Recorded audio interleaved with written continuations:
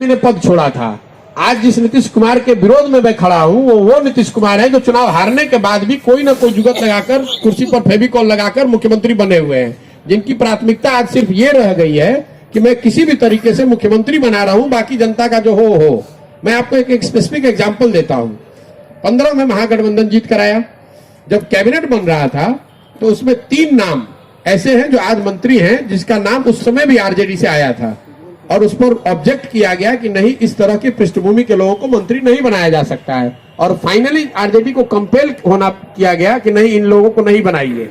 लेकिन वही नीतीश कुमार हैं, वही 3 लोगों को आज मंत्रिमंडल बनाए हुए हैं। तो दोनों व्यक्ति में फर्क नहीं है। चुनाव और लोकतंत्र का मतलब क्या है कि आप एक बार किसी को अच्छा मान लिए तो जीवन भर मान लीजिएगा। जब उन्होंने अच्छा किया तो उनके समर्थन में खड़े थे, जब मेरी नजर में वो अच्छा नहीं कर रहे हैं तो उनके विरोध में खड़े हैं। उस समय तो नीतीश ने आपको भी प्रमोट किया था, आपको भैया नीतीश कुमार तो हमको आज भी प्रमोट कर रहे हैं। आज हम चले जाएंगे तो आज हमको प्रमोट करेंगे। आप जाइएगा? अरे हम तो कह चुके हैं कि नहीं जाएंगे, फिर आप मान कहा रहे? हम आपको कह रहे हैं इस प्रेस कॉन्फ्रेंस में कि आज मैं नीतीश कुमार को कह दूं कि मैं आ रहा हूं, आपके साथ काम करूंगा, तो मैं ही बिहार का सबसे ज्ञानी व्यक्ति हो जाऊंगा। उनके साथ उनका प्रचार नहीं कर रहे हैं, उनका काम नहीं कर रहे हैं, तो हमको एबीसीडी नहीं आता है। आप ये बताइए कि जिस नीतीश कुमार ने मुझे अपने घर में 2 साल रखा, घर में, मुख्यमंत्री के घर में साथ में हम लोग रहते थे 2 साल, तो कोई नीतीश कुमार को ये पूछने वाला नहीं कि भाई जब इस आदमी को एबीसीडी नहीं आता था, ये आदमी धंधेबाज है उनके पार्टी के शब्दों में, तो आपने उसको अपने घर में काहे रखा था? भाई आप तो नीतीश कुमार से पूछ नहीं रहे हैं। मैं आपको स्पष्टता से बता रहा हूं कि नीतीश कुमार हो या कोई भी दल हो, जब आप उसके लिए काम करते हैं तो आप सबसे दुनिया के होशियार आदमी हैं। जब उनके विरोध में आप खड़े हो जाइएगा तो कहेंगे कि भैया आप ऐसा क्यों कर रहे हैं। आपका ये सवाल जरूर हो सकता है कि 10 बरस ये काम करने के बाद आप क्यों आए हैं। वो ठीक बात है, 10 बरस वो काम करने के बाद मैं अपने हर मीटिंग में बोलता हूं, मैंने ये अनुभव किया, देखा, दलों के साथ नजदीक से काम करके देखा कि दलों के जीतने से, नेताओं के जीतने से लोगों की जिंदगी नहीं बदलती है। फिर मैंने 1 साल का ब्रेक लिया। 2021 में बंगाल तमिलनाडु जीतने के बाद मैंने उस दिन घोषणा की है कि अब मैं किसी राजनीतिक दल और नेता के साथ काम नहीं करूंगा। अब मैं साल भर सोचने समझने के बाद तय किया है कि नहीं, अगर भगवान ने कुछ शक्ति, बुद्धि, क्षमता दी है तो मुझे ऐसा कुछ करना चाहिए जिससे लोगों की जिंदगी बदले। और वो बदलने का तरीका मेरी समझ से, जो मेरी सही गलत जो भी समझ है, वो ये है कि मैं जनता के साथ काम करूं, किसी दल और नेता के साथ काम ना करूं। इसमें अगर आपको कोई प्रॉब्लम है कि भाई आप क्यों गांव-गांव घूम रहे हैं, तो आप मुझे बता दीजिए, वो बात ठीक है, आप उससे इत्तेफाक नहीं रख सकते हैं। लेकिन ये जो मैं काम कर रहा हूं, इसमें मैं आपका नुकसान क्या कर रहा हूं? मैं चुनाव लड़ रहा हूं, मैं सिर्फ ये जो अपनी समझ बेहतर करने के लड़ेंगे। मैंने आपको 100 बार पहले जवाब दिया कि मैं उस भूमिका में हूं कि लोगों को तैयार करूं कि लोग एक सशक्त और बेहतर विकल्प बनाएं। आप लड़ेंगे? मैं क्यों लड़ूंगा भैया चुनाव? मुझे चुनाव लड़ने की क्या जरूरत है? मुझे कोई चुनाव लड़ने का शौक नहीं है। सर, एक another question please. The mascot on your banner has Gandhi Baba there, Mahatma Gandhi.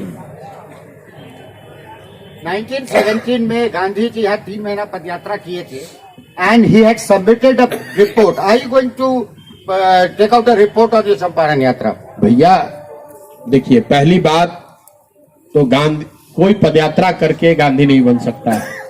4 चुनाव जीतकर आप चाणक्य नहीं बन सकते हैं। तो मैं इस तरह की खुशफहमी में नहीं जीता हूं। ये लोग महामानव हैं। शताब्दियों में कोई एक गांधी बनता है, कोई चाणक्य बनता है। हम जैसे छोटे लोग, छोटे कद के लोग उस विचारधारा का अनुसरण कर सकते हैं, उनके बताए हुए मार्ग पर चलने का प्रयास कर सकते हैं। तो मैं उसमें आ रहा हूं, उन्होंने रिपोर्ट निकाला, इसलिए हम भी रिपोर्ट निकाल देना। हमारा वो कद है ना, हमारी सोच है। हमने पदयात्रा शुरू करने से पहले 3 बातें जो मैंने लिख कर हर जगह लगाया है। मेरा प्रयास यह है कि समाज से सही लोगों को ढूंढकर निकालें। वो आप देखेंगे, कल लोग आपको दिखेंगे, लेकिन वो समूह है। इसमें से अभी कई राउंड छटनी के बाद वो लोग निकाले जाएंगे जो एक नई राजनीतिक व्यवस्था बनाना चाहते हैं और उसमें साथ चलना चाहते हैं। दूसरा, मैंने ये कहा कि रिपोर्ट के तौर पर पश्चिम चंपारण के, चूंकि मैंने पदयात्रा यहां खत्म कर ली, हर पंचायत का एक रिपोर्ट कार्ड, सिर्फ रिपोर्ट कार्ड समस्याओं का नहीं, क्या करने से वो पंचायत के लोगों की स्थिति बेहतर हो सकती है, उसका पूरा मैनिफेस्टो, हर पंचायत का एक मैनिफेस्टो बनवा रहा हूं, वो मैं जारी करूंगा। तीसरा जो उद्देश्य है कि बिहार के स्तर पर 10 महत्वपूर्ण क्षेत्रों में शिक्षा, स्वास्थ्य, आर्थिक विकास, सामाजिक न्याय, कृषि, इन क्षेत्रों पर 10 साल 15 साल का एक रोड मैप बनाया जाए। कब तक हम लोग कहते रहेंगे कि पंजाब का किसान बड़ा प्रोग्रेसिव है, हमसे बहुत आगे है? कहीं ना कहीं इस बात की जरूरत है कि बिहार में भी वो खाका खींचा जाए कि हम लोग पंजाब के किसान के मुकाबले कब खड़े हो पाएंगे। 10 साल लगेगा कि 12 साल लगेगा? उन विषयों पर जितने लोगों ने भी सुझाव दिए हैं उन सब का सुझाव इकट्ठा कर रहे हैं। पदयात्रा जब खत्म होगी तो चंपारण और दूसरे सारे जिलों के लोगों ने जो सुझाव दिए हैं और इन विषयों के जो विशेषज्ञ 250 से ज्यादा लोग देश विदेश के जो मेरे साथ काम कर रहे हैं उन सब को मिलाकर जो तीसरा उद्देश्य है कि एक 10 साल का आपको ब्लूप्रिंट बनाकर क्षेत्र वाइज, मतलब इन 10 क्षेत्रों के 10 साल का ब्लूप्रिंट बनाकर आपके सामने रखेंगे, जनता के सामने रखेंगे, ताकि आप देख पाएंगे कि शिक्षा को लेकर हम लोग की क्या सोच है, शिक्षा को कैसे बेहतर बनाया जाएगा, स्वास्थ्य को लेकर हम लोग क्या कह रहे हैं इसको कैसे बेहतर करेंगे, रोजगार को लेकर हम लोग क्या कह रहे हैं इसको कैसे करेंगे। नीतीश कुमार की तरह या अभी की सरकार की तरह ऐसा नहीं करेंगे कि 15 अगस्त को खड़ा हुए गांधी मैदान में और कह दिया कि 10 लाख सरकारी नौकरी दे देंगे। अब मैं हैरत में हूं, आप लोग पत्रकार हैं, कि भाई तेजस्वी यादव जी ने कहा कि 10 लाख सरकारी नौकरी दे देंगे। जब पहला कैबिनेट होगा उसमें ये इसी से साइन करेंगे कि 10 लाख सरकारी नौकरी का आपने देखा होगा वीडियो। तो तेजस्वी यादव तो कुछ भी कह सकते हैं। अब आपको पूछना चाहिए कि कैबिनेट मीटिंग हो नहीं रही कि कलम से स्याही सूख गई है। जो भी हो, मैं ये सोच रहा हूं कि जिस नीतीश कुमार की आप बात कर रहे हैं, नीतीश कुमार को मैं जानता हूं। जब 7 निश्चय बनाया जा रहा था तो करीब 15 दिन तक सारे अफसरों की बैठक साथ में की गई ताकि 7 निश्चय की हर योजना का बजट का प्रावधान कर लिया जाए, कोई बात ऐसी न कही जाए जिसका बजट न हो। वही नीतीश कुमार आज गांधी मैदान में खड़े होकर कहते हैं कि मैं 10 लाख सरकारी नौकरी दे दूंगा। तो मैं इस चिंता में हूं कि भाई अगर आप 10 लाख सरकारी नौकरी दे सकते हैं या दे सकते थे तो आप 15 साल से रुके हुए क्यों थे? पहले ही दे देते। ये कौन सा रात में आकाशवाणी हो गया कि आप 10 लाख सरकारी नौकरी आपको मिल गई। और इसीलिए मैंने घोषणा की है कि अगर नीतीश कुमार जी 10 लाख सरकारी नौकरी साल भर में दे दें, अभी करीब 2.5 महीने हो गए, तो मैं ये पूरा अभियान उनके समर्थन में वापस ले लूंगा और उनके लिए फिर वही काम करूंगा जो उनके लिए 15 में मैंने किया, उनका प्रचार करूंगा। वो 10 लाख लड़कों को सरकारी नौकरी देके दिखा दे साल भर में। बिल्कुल सिरे से आंख में सबके धूल झोंका जा रहा है, क्योंकि ये आदत पड़ गई है लोगों को। लोग इसलिए कह के निकल पा रहे हैं कि उनको मालूम है कि कहने का कोई असर नहीं, अगली बार फिर आप उनको वोट दे दीजिएगा। यहाँ एक बेतिया नवलपुर में रोड है, ऐसे तो सैकड़ों रोड का आपको हम वीडियो दिखाएंगे। अभी बेतिया नवलपुर में एक रोड है जिस पर चलने के बाद से मेरी खांसी अभी तक रुकी नहीं है। लोग बता रहे हैं कि रोड के किनारे दोनों साइड रहने वाले लोग, वहां टीबी का इंसिडेंट 20 से 30% बढ़ गया है। मतलब पहले के मुकाबले 20 से 30% लोगों को टीबी ज्यादा हो रहा है, क्योंकि धूल इतना ज्यादा है, उस पर वो महीन वाली बालू डाल दिया गया है वो जो उड़ता है। अब वहां ग्रामीणों से मैंने पूछा, भाई ये रोड क्यों नहीं बन रही, कब से नहीं बन रही? तो 15 साल से भैया नहीं बना है, बीच में काम लगा था, रुक गया। तो लोगों ने बताया कि लक्ष्मीपुर में वहां पर हाई स्कूल में कोई नीतीश जी का कार्यक्रम था, उस कार्यक्रम में कुछ असामाजिक तत्वों ने जिसने भी कुछ चप्पल वप्पल उछाल दिया। उसके बाद से ये ग्रामीणों का कहना है, ये मेरा वर्जन नहीं है, कि नीतीश कुमार जी ने गुस्से में तय कर दिया कि अब ये रोड ही नहीं बनना है। तो जो ठेकेदार वहां आता है, रोड वहां बना हुआ है, शायद विधायक जी अपना कपड़ा वपड़ा खोलकर भी पैदल चले हैं उस रोड पर, हम लोगों ने हमको बताया। इसके बावजूद वो रोड नहीं बन रहा है। लेकिन ये त्रासदी देखिए, उस क्षेत्र का एमपी नीतीश कुमार का एमपी है। एक बार नहीं, 2 बार नहीं, 3 बार नहीं, 4 बार से उन्हीं का एमपी है। ये आपकी हमारी स्थिति इसलिए खराब है। और ये जो पूरी पदयात्रा है वो यही बात बताने के लिए है कि आप जिस रोड का कंप्लेन कर रहे हैं, मुझे बता रहे हैं, एप्लीकेशन दे रहे हैं, बता रहे हैं कि टीबी हो गया या हो रहा है, और उसी क्षेत्र से आप जिताकर उसी आदमी को ला रहे हैं, तो क्यों नीतीश कुमार डरेंगे आपसे? क्यों कोई नेता डरेगा? वो तो जान नहीं रहा है कि भैया कुछ भी कीजिए, हम रोड बनाए नहीं बनाए, आप वोट हम ही को दीजिएगा। इसीलिए स्थिति नहीं सुधर रही है। एक वाक्य में आपके पदयात्रा में निष्कर्ष यही है कि नीतीश के बिहार में बदहाली बदहाल है राज। देखिए, मैं बिहार की जो यही निष्कर्ष है? नहीं, मेरा निष्कर्ष ये है, नहीं नहीं है, स्वास्थ्य नहीं आप है, देखिए, लोग पैसे दे के पोस्टिंग कराते हैं। नहीं, ये सब तो बातें बहुत छोटी हैं। बिहार की नहीं है बिहार की जो आज स्थिति है, बिहार देश का सबसे गरीब और पिछड़ा राज्य है। ये मुझे निष्कर्ष निकालने की जरूरत नहीं है, तो सबके सामने है। बिहार में देश का सबसे गरीब और पिछड़ा राज्य है। सबसे ज्यादा अशिक्षित लोग बिहार में हैं। गरीबी रेखा से नीचे रहने वाले सबसे बड़ी संख्या बिहार में है। सबसे ज्यादा पलायन बिहार से हो रहा है। सबसे ज्यादा भुखमरी के शिकार लोग बिहार में हैं। ये बात तो सत्य है। लेकिन ये बात सिर्फ नीतीश कुमार के शासन से नहीं है। नीतीश कुमार इसलिए जिम्मेवार हैं कि 17 साल से उनको ये अवसर था इसको सुधारने का, और इसको नहीं सुधार पाए। ये स्थिति इसलिए है कि बिहार के विकास की यात्रा को अगर आप देखेंगे और इसको समझना चाहते हैं तो आपको बिहार के विकास के आंकड़ों को थोड़ा पीछे से देखना पड़ेगा।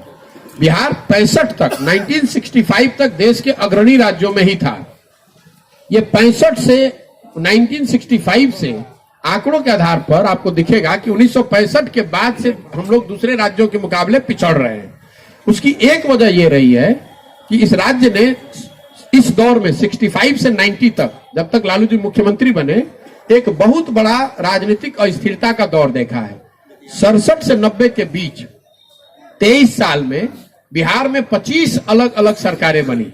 5 बार गवर्नर रूल और अलग अलग 20 मुख्यमंत्री। उस राजनीतिक अस्थिरता के दौर में जहां पर कोई 6 दिन के लिए मुख्यमंत्री था, कोई 6 महीने के लिए मुख्यमंत्री था, हम विकास को बैकफुट पे डाला, विकास को हाशिए पर डाल दिया, जिससे धीरे धीरे दूसरे राज्य आगे बढ़ते गए, हम लोग पीछे छूटते गए। 90 में राजनीतिक स्थिरता लौटी, लेकिन वो लौटी लालू जी के फॉर्म में। उन्होंने कहा कि भाई आर्थिक विकास की जरूरत नहीं, हम सामाजिक न्याय करेंगे। सामाजिक न्याय में उन्होंने लोगों को आवाज दी, और जो बिहार की जमीनी हकीकत से वाकिफ लोग हैं उनको ये मानने में दिक्कत नहीं होनी चाहिए कि समाज के कुछ वर्गों को जरूर आवाज मिली, लेकिन सामाजिक न्याय सिर्फ आवाज नहीं है। उन वर्गों को शिक्षा नहीं मिली, उन वर्गों को जमीन नहीं मिली, उन वर्गों को पूंजी नहीं मिली, उनकी स्थिति कुछ बदली नहीं। लालू जी ने सामाजिक न्याय के माध्यम से उनको आवाज दी और उस आवाज से अपनी राजनीतिक करियर को आगे बढ़ाया। 2005 से नीतीश कुमार जी वापस आए हैं। 2005 से नीतीश जी का नारा है न्याय संग विकास, और 2005 से कुछ विकास जरूर विकास बिहार में हुआ है, लेकिन नीतीश जी के दौर को आप 2 भाग में समझिए, तब आपको ये बात समझ में आएगी कि राजनीतिक अस्थिरता का कितना बड़ा खामियाजा राज्य की जनता को चुकाना पड़ता है। नीतीश जी के 17 साल के कालखंड को आप 2 भाग में बांट लीजिए। 2005 से लेकर 2012 तक का एक दौर जिसमें राजनीतिक स्थिरता थी, चाहे जिस किसी के भी वो साथ थे, वो लोग मिलकर बिहार के विकास के लिए लगे हुए थे। ज्यादातर लोग बिहार में आपको बताएंगे कि उस दौर में बिहार में कुछ काम होता या बिहार की स्थिति सुधरती हुई दिखी। वो इसलिए दिखी कि इतना अंधकार था कि एक छोटा दिया भी जला तो आपको ज्यादा प्रकाश दिखा, और दूसरा कुछ काम होने का करने का प्रयास किया गया। लेकिन 12 से मोदी जी का जब राष्ट्रीय राजनीति पर प्रादुर्भाव हुआ, उसका एक अनवांटेड जो कहिए जो खामियाजा बिहार के लोगों ने भुगता कि उसने बिहार में राजनीतिक अस्थिरता को जन्म दिया। अब 12 से जब मोदी जी 13 से आए राष्ट्रीय राजनीति के परिदृश्य पे, तो नीतीश जी फिर उससे अलग हो गए। तो आप देखिए ये 12 से 22 के बीच में नीतीश कुमार जी का ये 6वां सरकार का प्रयोग है। 12 में वो जिस एनडीए में थे उससे अलग हट गए, फिर उसके बाद चुनाव जब 14 में हार गए तो मांझी जी को बनाया, वो दूसरा प्रयोग था। तीसरा फिर मांझी जी को हटाकर खुद बने, फिर चौथा जब महागठबंधन के साथ आए, फिर 5वां जब महागठबंधन को छोड़कर एनडीए में चले गए, फिर 6वां जब उस एनडीए को छोड़कर महागठबंधन में आ गए। तो ये आप 10 साल में अगर 6वें तरह की सरकार बना रहे हैं तो फिर विकास हाशिए पर है। आप तो इसी व्यवस्था में लगे हुए हैं। बिहार बदहाल नहीं है।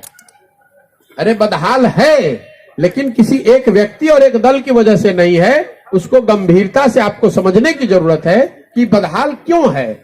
बदहाल सिर्फ किसी एक व्यक्ति और दल की वजह से नहीं है। उसकी अगर उसको गंभीरता से आप समझना चाहते हैं तो उसकी गहराई में जाना पड़ेगा, तभी उसका रास्ता निकल आएगा। इसीलिए इतना बड़ा प्रयास कर रहे हैं। नीतीश कुमार, अब आप कंक्लूजन आप निकालना चाहते हैं तो उसके लिए तो हम कुछ कह नहीं सकते हैं। और 1965 का आपने कहा पॉपुलेशन का प्रेशर 65 और 22 आप पहले बात को समझिए। यूएन वर्ल्ड पॉपुलेशन रिपोर्ट आ गया है 15 नवंबर को विल क्रॉस 8 बिलियन। उससे अरे छोड़िए उसे। NITI Aayog has said UP and Bihar has the highest explosion in population। अच्छा तो खाली नीतीश कुमार के दौर में थोड़ी ना हुआ है यार। जो नीतीश कुमार को अभी मैं खराब कह रहा हूं तो आपको दिक्कत हो रही है। आप देखिए, आप जो गलती है, आपको आदत लग गई है किसी व्यक्ति। बिहार तब बदलेगा जब 100-150 अच्छे लोग विधायक बनेंगे। बिहार तब बदलेगा जब 5000 अच्छे लोग मुखिया बनेंगे। किसी एक व्यक्ति के बदलने से, एक दल बदलने से, एक मुख्यमंत्री बदलने से बिहार नहीं सुधरने वाला है। इस बात को जब तक आप और समाज हम सब नहीं समझेंगे तब तक बिहार नहीं सुधरने वाला है। जिस गुर्बत में, जिस बदहाली में हम और आप जी रहे हैं, हमारे बच्चों को भी इस राज्य में उसी गुर्बत और बदहाली में जीना पड़ेगा। इस बात को आप समझिए। ये हल्की बात नहीं है कि किसी पर छीटा कछी कर दे, राजनीतिक टिप्पणी कर दे।